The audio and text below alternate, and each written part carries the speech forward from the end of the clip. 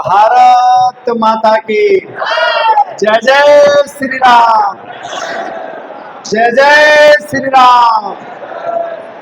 सम्माननीय मंचस्थ सभी वरिष्ठ महानुभावगण एवं सभा में विराजे हुए वरिष्ठ महानुभावगण एवं युवा साथी एवं पत्रकार बंधु, आप सभी को सिया राम में सब जग जाति करो प्रणाम जोरी जुग पान। राम राम।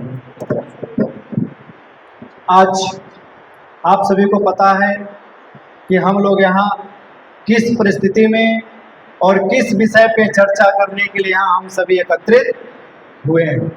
आप यह भी जानते हैं कि मैं कौन हूँ और लगातार 4 वर्षों से आपके क्षेत्र में शिवहर लोकसभा के हर एक गाँव में, पंचायत में, 17 प्रखंड के अंदर में मैं प्रयास किया हूँ कि सब जगह पहुँचूँ। आप यह भी जानते हैं कि भारतीय जनता पार्टी के कार्यकर्ता हूँ।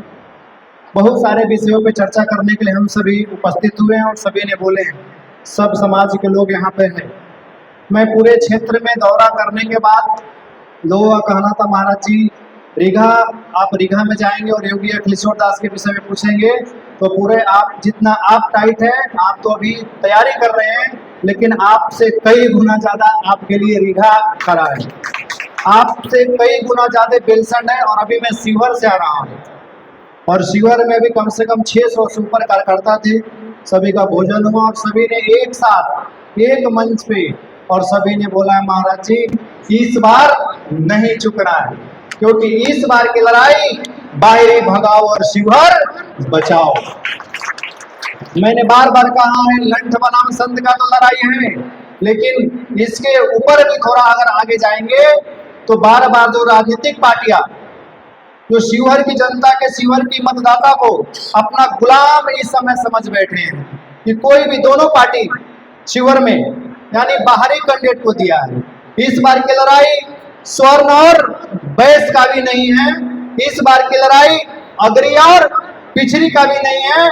इस बार की लड़ाई सिर्फ शिवहर का है और शिवहर का बेटा ही शिवहर का नेता बनना चाहिए।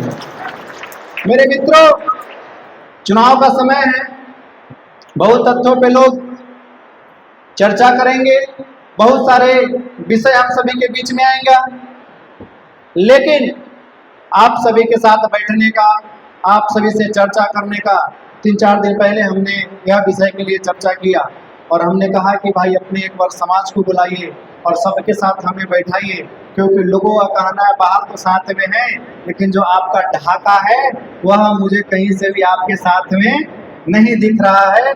यह लोगों से मुझे शिकायत मेरे कान तक बार बार आया करता था और इससे बार बार मुझे गलानी भी होता था कि वास्तविकता यही थी। कुछ आपके ही समाज के लोग किसी कैंडिडेट को बुलाकर उसको कहीं स्वागत कर रहे हैं, कुछ कर रहे हैं, इसका जो छवि बाहर में जा रहा है वह बहुत ही गलत जा रहा है। पूरे बिहार में किसी भी पार्टी ने आपको उसके लायक नहीं समझा कि आपको टिकट दे सके और वो चुनाव लड़ा सके।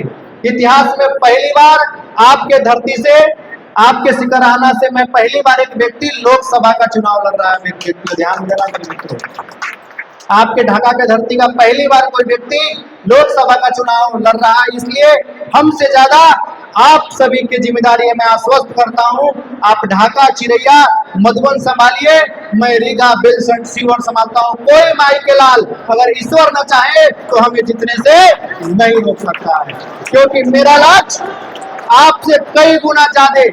मैंने शिवहर में काम किया हूँ, बेलसंड में काम किया हूँ और रीगा में काम किया हूँ। मीडिया के बंधु ये सब जानते हैं।